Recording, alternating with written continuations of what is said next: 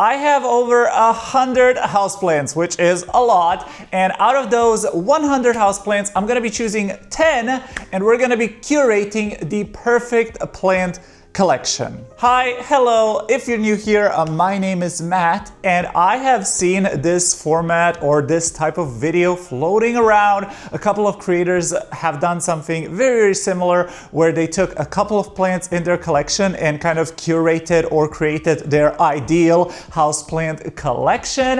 And those videos seem so freaking fun, like so fun, and I love watching them, so I thought it would be fun if I created my own little list. Now obviously this is all my personal preference, and these are basically the plans that if I had to massively downsize, like for example if I moved into a super tiny apartment, which is not gonna happen because I can't even afford a super tiny apartment, I would choose these 10 plants as kind of like my starter plants. If I could have only 10 plants of my collection, I would probably have only these 10 plants. Now, of course, I don't want to only have these 10 plants. I love having a lot of plants, hence I have a lot of plants. And these plants aren't necessarily like my favorite plants in my entire collection, but they are a good kind of roundup of everything that I love in this houseplant hobby. So we have some big plants, we have some trailing plants, we have some silver plants, and I think what makes a great houseplant collection is the variety. It's all about having those different textures, growth patterns, leaf shapes, leaf colors. I think that makes this whole hobby so much fun because there are so many varieties of plants we can collect, and I think that is just the most amazing part of this hobby. So I definitely want to choose like a variety of plants. Okay, that was a lot of talking. I do hope you will enjoy this video. Grab yourself a cozy little beverage or snack, and let's get this started. So first plant is actually gonna be the plant that is sitting right next to me, and that is my Monstera Thai constellation. Oh my God, she is giant. She doesn't even fit in the frickin' frame. Like, this girl is in turbo. Wow, okay, come on. She is absolutely massive. This girlie has grown so much since I got her. Like, you can see how big she is. Like, she is absolutely gorgeous, and I love this plant. Y'all know I love this plant. This is probably one of my favorite plants, maybe even the favorite plant in my collection, just because it holds so much sentimental value for me. And she is such a good grower, doesn't mind a little bit of neglect. I definitely tend to underwater this girlie, but honestly, she never complains. She's growing well. She's actually working on a brand new leaf, which is just so freaking exciting. I love whenever this plant gives me a new leaf because you really don't know what you're gonna get because the variegation is just so random, and I love the variegation on her, especially when she gives me like this kind of variegation, this kind of blocky variegation. Oh, it's so stunning, it's so beautiful. Now obviously that blocky kind of variegation does tend to brown with time, as you can probably see on this leaf over here. Wait, over here, let me get into focus, there we go. But I honestly don't mind it. She is just such a stunner, such a beast. I absolutely love this plant. I'm gonna put her down because she is absolutely heavy, and I actually watered her recently, so yeah. I'm gonna put her down, but I'm still gonna talk about her, and honestly, it doesn't even need to be the Thai constellation in particular. I think a plant collection or a tropical houseplant collection is not complete without a good Monstera. So honestly, I would even take like my big regular green form Monstera, but I just love the Thai constellation so much. It has such big sentimental value to me because it was a gift from a dear friend of mine, and it's just one of those plants that I cannot imagine my collection without it. Like, if I had to massively downsize, I would find room for this plant. And this plant takes up a lot of space. You saw it. She is huge, she is big, and she does take up a lot of space, but I would happily accommodate the space for her because, again, I just love this plant so much, and I cannot even imagine not having this plant. Like, the idea of me not having like at least one big Monstera in my collection is just, It's insanity to me. So I have to have a Monstera. That is like my number one.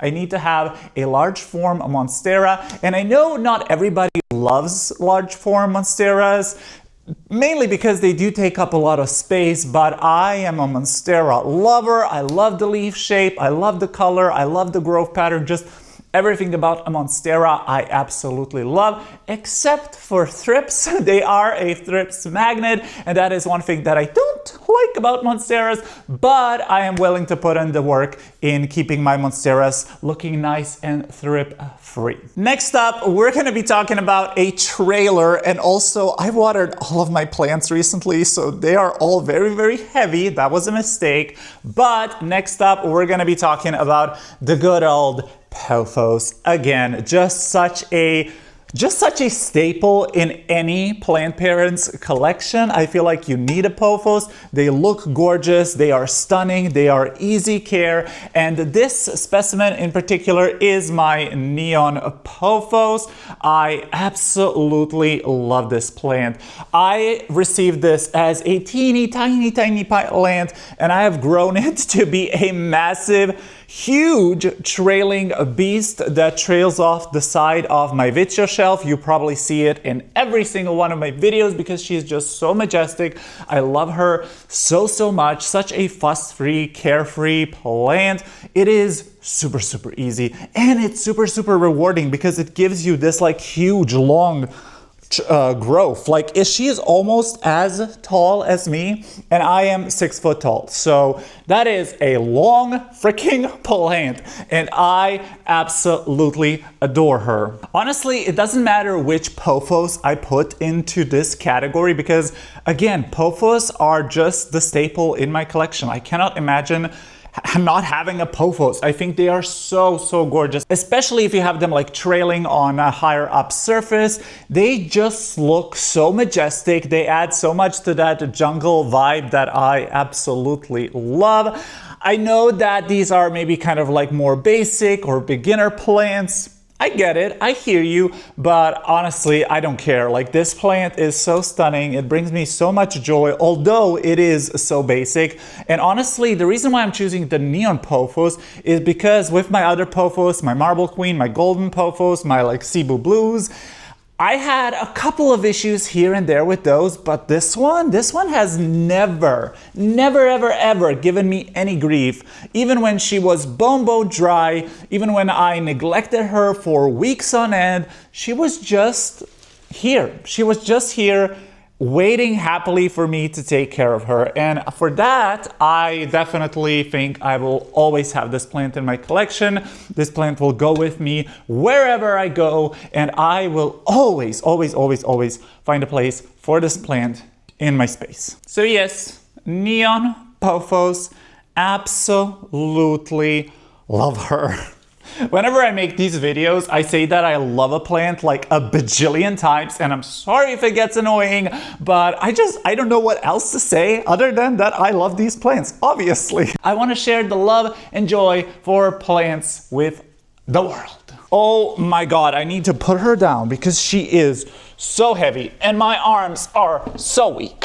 Next up, we're going to be talking about a bit of an unusual character. Like, this is such a common, cheap plant, but I love having it in my collection. It adds something just so different, so fun, so whimsical to my plant collection, and that is the asparagus fern. That's right, the good old, basic, reliable asparagus fern. This is such a easy plant, such a widely, commonly available plant. You can pick these up anywhere for like $5. They are so inexpensive, and I just love the texture. It looks like a cloud. It is so fluffy. I'm not gonna stand here and say that this is my favorite plant or that this is the most exciting plant. Obviously it's not, but what I think it does add to my collection is just something unique.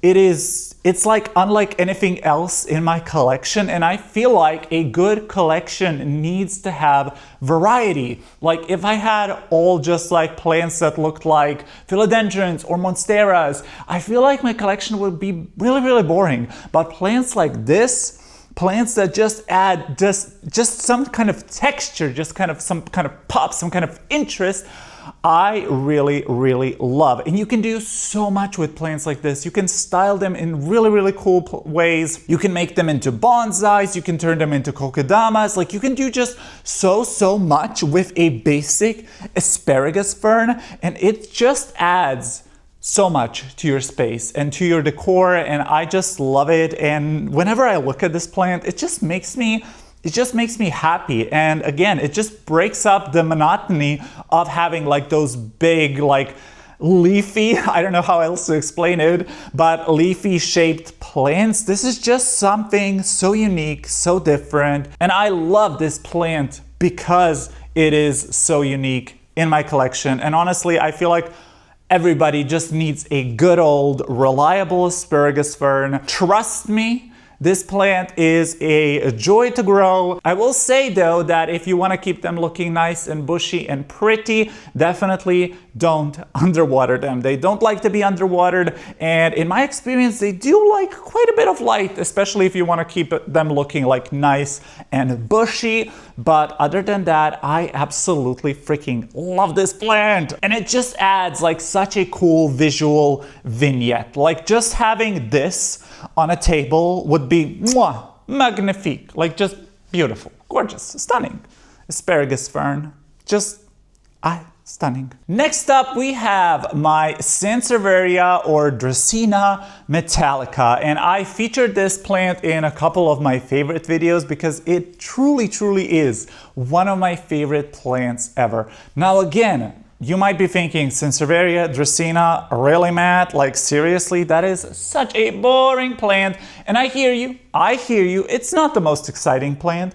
It doesn't grow like a weed. It doesn't give you like anything amazing, like no amazing blooms, no amazing growth. But what it does add is a sculptural element. It adds something really cool, something very structural to your space. And I think that is actually a great pairing with the asparagus fern, because where the asparagus fern is very soft and organic, this one almost feels fake. It feels man-made. It's very sturdy. It feels supported. I feel like this could literally work as like a sculpture in any space. Like, just put it on a little pedestal and have it like as a sculptural piece of art. It is gorgeous. And in particular, why I love this Sansevieria, because I wouldn't say that every Sansevieria is this way. Like, for example, I probably would give up my normal Sansevieria if I had to. I don't know if you can see here. Yeah, you can. There we go. I probably wouldn't take that plant. But in particular, I love the metallica because it does have that really cool coloration. I mean, it's just so stunning. It's that really cool blue, teal, green that I am obsessed with. And honestly, this is like a pretty sturdy grower. Like, this has grown quite a bit. And in particular, I always point this leaf out, but I love this leaf that is so long and so slender, and just, it looks like a sword. And again, it's just a piece of art, and I love this. And of course, it's a snake plant. Like, it's the easiest plant ever. Like, you do not have to do anything with this plant. But I will say, these like light. So if you can give these like a good amount of light, they will love you. They will look stunning. I took it out of the spot where it usually lives, and that spot looks so naked. It looks so boring without this plant. And this plant is just so, I don't know. I love plants like this. I love plants that I can just look at and feel like I am in a museum. Like, just admire the beauty and admire the growth structure, the patterning, and just the way that this plant looks. I don't know. It really just feels aesthetic. You know what I mean? Like, I don't know. Like, it just hits the spot for me. So for that reason, the Sansevieria metallica is definitely a must in my curated perfect plant collection. Continuing with the spirit of easy care, low maintenance, cheap plants, we have the Aglaonema Diamond Bay, or Silver Bay. This is the Aglaonema Silver Bay. I do also have a Diamond Bay, but I do like this one a lot more. Again, this is a plant that I featured a couple of times in multiple videos because it is so easy. It's so easy care. It's so low maintenance. It requires nothing. It lives in pitch black darkness. Okay, y'all? Like that corner where this plant lives, it's dark. There is just, I'm not gonna even say it's low light. It's basically no light. And she is still growing. She is still growing, still looking absolutely magnificent. And it's just a plant that I, again, can't imagine not having. I would just have to take this plant and find space for this plant because it's so low maintenance. It is so beautiful. It adds such a fun pop of color. Like the silver stripiness is absolutely gorgeous. I freaking love this plant. It's so glossy, it's so nice, and it just brightens up any dark corner. Because ideally, we would love to fill those like dark, dingy corners with something like this, some greenery, but unfortunately, oftentimes those corners are just way too dark for any kind of plant. And sure, you could put like a grow light or something like that, but then it just kind of, I don't know, sometimes I feel like grow lights kill the vibe just a little bit. So having plants like this, having a plant like this that I can put in a dark corner and still get that really nice pop of greenery makes me so happy. And like I already mentioned, on top of all of it, she is so easy care. Whenever somebody asks me for like a low maintenance beginner plant, I will always say the Aglaonema Silver Bay because they are gorgeous. They get to this really pretty size. I feel like this size of a plant is perfect because it's not too large, it's not too small, it still grows, it hits the spot. I don't know, for me, this is just a staple in my collection. So yeah, Aglaonema Silver Bay. We're going back to trailing plants, kinda. Well, this is a pretty recent addition, so this is still a baby, but this is a plant that I wanted for such a long time. I have hunted for this plant for a very long time, but they were either not available over here or way out of my price range. But I recently managed to acquire a baby of it, and that is the Anthurium pallidiflorum. And I mean, we all know, we all love the pallidiflorum. This is just the basic variety. It's not narrow, it's not super narrow, whatever the hell they're selling these days. I do not care about that. Like, I do not care about those super rare pallidiflorums. I just wanted like a basic ass, cute ass Anthurium pallidiflorum. And now that I have one, I am so excited. Again, this is a baby. Like, she is very small, but these can get absolutely massive. Like, these can get so long, and just the potential of this plant is driving me through the walls. I love Anthuriums. Like, I have my Clarinervium over here, and y'all know I always talk about my Clarinervium, and I always show her because she is one of my favorite girlies. But I feel like the pallidiflorum is just something so unique, so different. Like, you're not gonna get this in like just any type of plant. Like this strappy leaf, the long leaf, the slight shimmer. I don't know if you'll be able to tell, but it has like a slight shimmer. It's like velvety. It's just beautiful and hits all the spots. Now, I will say I do have a Wendelingeri over here, which is kind of like the same growth structure, but the Wendy is a little bit more leathery. And I will say that when I see like mature specimens, I do still prefer the pallidiflorum. And I feel like now that I have this plant, I don't want to ever let it go. I want to forever have this plant. And I just hope that like by this time next year, I will be able to show you like a really big leaf. Like, that would be so amazing. I mean, I bought this as a tiny leaf. I think this was maybe, no. Okay, so this was probably the last leaf that came out before I received it. And then it grew this leaf, this leaf, and now this leaf. So it has already grown a couple of leaves in my care, and she is steadily sizing up. So honestly, just fingers crossed that I can get a huge specimen of this. I would absolutely croak. I would die. I would send myself to heaven, but I am so excited. And now that I have this plant, I just cannot imagine not having this plant in my collection.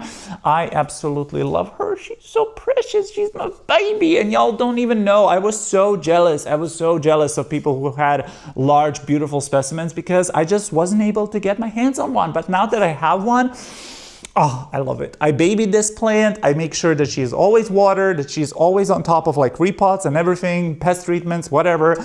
And I love her, and I honestly just hope that the magic of this plant continues. I'm sure it will. I'm sure I will love this specimen or this plant just as much when it starts maturing, and once I have like a couple of good years of experience with her.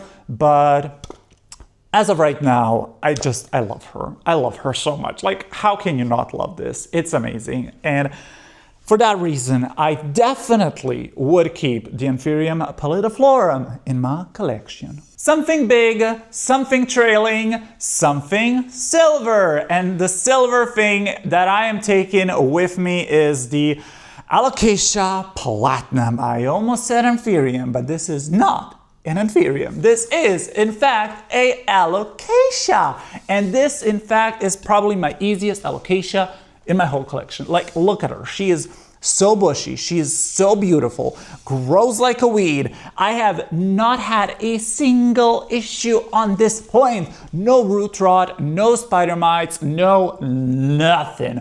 A little bit of crispin here and there, but honestly, I'll take it. Like, y'all know, alocasias are finicky divas. Like, you literally have to feed them the blood of a virgin in order to keep these guys happy. So honestly, just having an alocasia like this, that is so easy care, so reliable. Like, I know that this girlie will not throw a fit if I underwater her.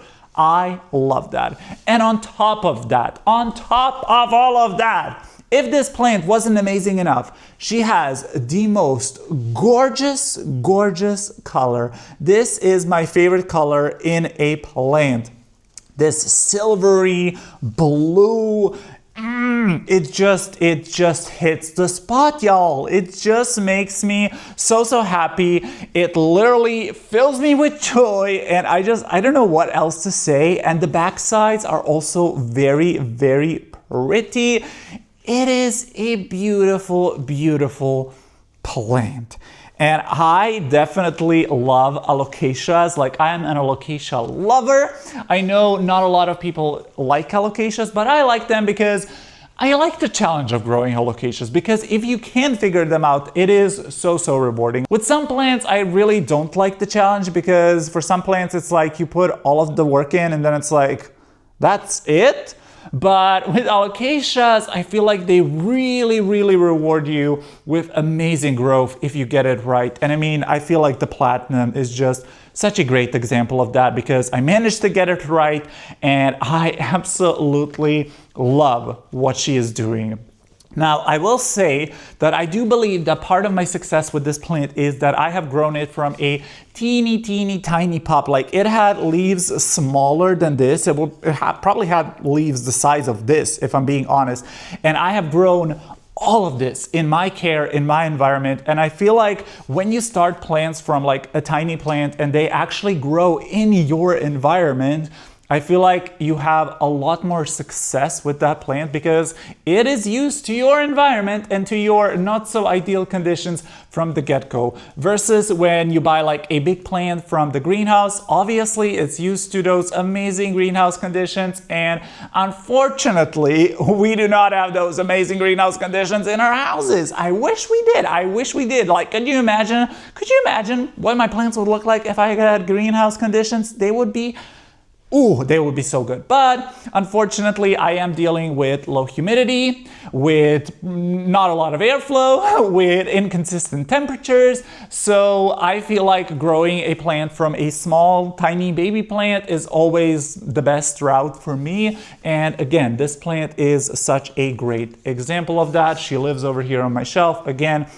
a staple of my background, and that is why she's also a staple in my collection and honestly in my heart. I feel like a plant collection is just not complete without some kind of tree, and my tree of choice is gonna be the Ficus benjamina albo marginata.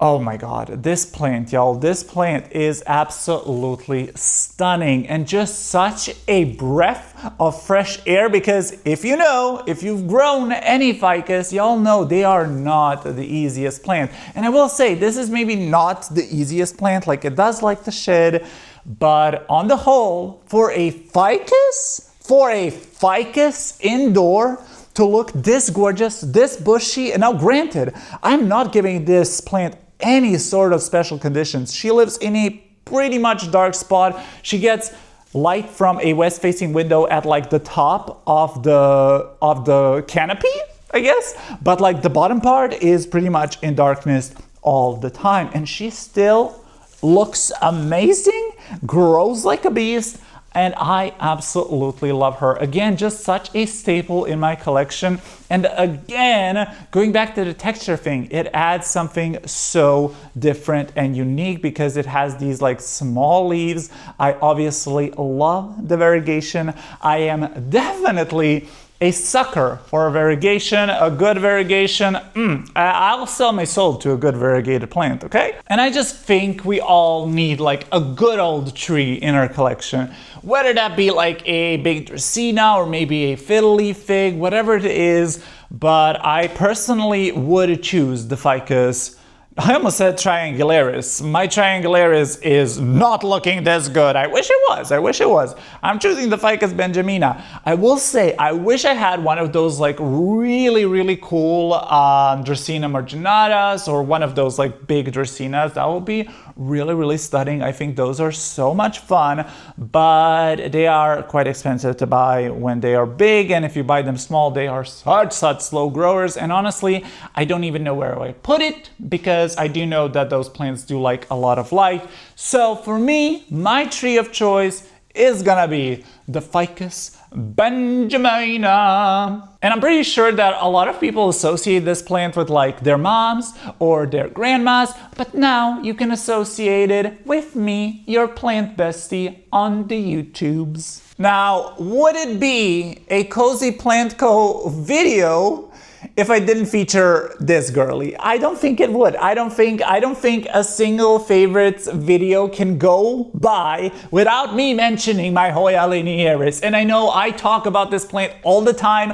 I shove this plant pretty much down your throats all the time, and I am sorry. I'm so sorry if you're sick of seeing this plant. I'm so sorry if you're sick of hearing about this plant, but honestly, I just love it. I just love it. Y'all know why I love it. It's the texture, it's the way it lays, it's the way it looks in a space. This, in my small, humble opinion, is literal goals. Like the way this plant lays, the way it trails is absolutely beautiful. It just has such a nice flow. It's so just fluid. It's literally like water. It bends in your hands. It's truly magical. Easy care, lives on top of my shelf. I always talk about this plant. If you want to hear more about this plant, you can definitely check out my Hoya tour and ranking, where I did rank this plant as my #1 Hoya for good reasons, because I love her so much. So I don't want to talk too much about her because, again, I always yap about this plant, but for good reasons. She is my #1 girly, and I love her. I love her. Like just okay. Give me a moment. Okay, do you see this space? Do you see this little shelf? Like look at that. Like it's fine, right? It's fine, it's whatever. Now we're gonna put the linearis here. Okay? I'm gonna put the linearis. Look at that. Look at that. Look at how it just adds height. Look at how it hides the part of the shelf so it looks more interesting. It's just, y'all, my mission in life is for every single one of my viewers to get a Linearis, okay? Everybody needs this plant, okay? Everybody freaking needs this plant. I love her so much, and I hope you do too, because listen, you're gonna be seeing a lot more of her on my channel, because that's how things go. And hey, if you wanna see more of that plant, hit that subscribe button. What you waiting for? It's free. Oh my Lord, this plant is so hard to maneuver because it's so big. Y'all, we're gonna end it with my bird of paradise. And again, I'm sorry, I'm gonna put this plant down. I cannot hold this thing. Whew, okay, actually, you know what? I'm gonna put it on my little stool next to me. Oh, Jesus, there we go. There we go. Now I can actually show you the plant and talk about it without me dying, okay? Now, this plant is large and in charge, or chunky yet funky, and I would say that this isn't even like a medium specimen. These can get absolutely giant. Last year, I was actually in Madrid, and I visited like a big, I think it's the main train station in Madrid, and they have like a whole botanical garden in there. It's absolutely stunning, beautiful, but they have a giant bird of paradise. It was absolutely massive, but honestly, even this size is a lot to handle for me. And I will say that this is not necessarily like my favorite plant in my collection. It's not a plant that like particularly excites me, but this plant to me just screams tropical. Okay, this plant just to me screams jungle. Like I can just like stand under one of these leaves and just feel the jungle vibes. You know what I mean? It just adds that really, really cool vibe. It fills a space really, really amazingly. I will say they do take up quite a bit of space, and I do have a designated grow light for this plant alone, just because these do require quite a lot of light. But it loves it. It lives under a CNC 36 watt grow light, and that is the only light source that this plant receives. Okay, she is so far away from any kind of natural light source, so she only relies on the window, and she's growing well. Like this is one of her latest leaves, and she is working over here on a new massive one. I also do have to stake her because she's quite floppy, but I don't mind. I don't mind because I love her. And again, it just adds such a cool vibe to my space. And I can't imagine not having this plant in my collection. And this just goes to show you that you don't need to be head over heels in love with the plant. Like you can have a plant in your collection and appreciate it for what it is, for what it adds to your space. And what this plant adds to my space is just that really tropical, fun vibe. It reminds me of the jungle, it reminds me of sunny days, and just the sheer fact that I can grow something like this that can actually get really, really massive in nature. Obviously, all of our plants can get massive in nature, but this one in particular can get massive. To me is insanity. And obviously for people living in like tropical places like Florida or maybe some parts of Australia, I'm pretty sure that these plants just grow like in your backyard or whatever. But for us Croatian, Middle European girlies, that is not possible. So the fact that I can grow this plant inside and have that piece of jungle with me, I seriously just appreciate this plant so much, and I love her so much. And again, I just cannot imagine not having this plant in my collection. Oh, but she is heavy. That about wraps up my curated list of plants that I think would make a perfect plant collection. Let me know in the comment section below, what are some plants that you think would make a perfect plant collection? Maybe I'll find some new favorites. Maybe I'll find some new plants that I need to add to my wish list. But I do hope you also enjoyed this video. If you did, please don't forget to hit that like button, subscribe for more content, and hit the notification button so you're notified about every new video. Leave me a little trophy emoji if you made it to the end of this video, and I hope you have a super amazing, fabulous day. I love you so much. Please don't forget to be kind to yourself, and goodbye.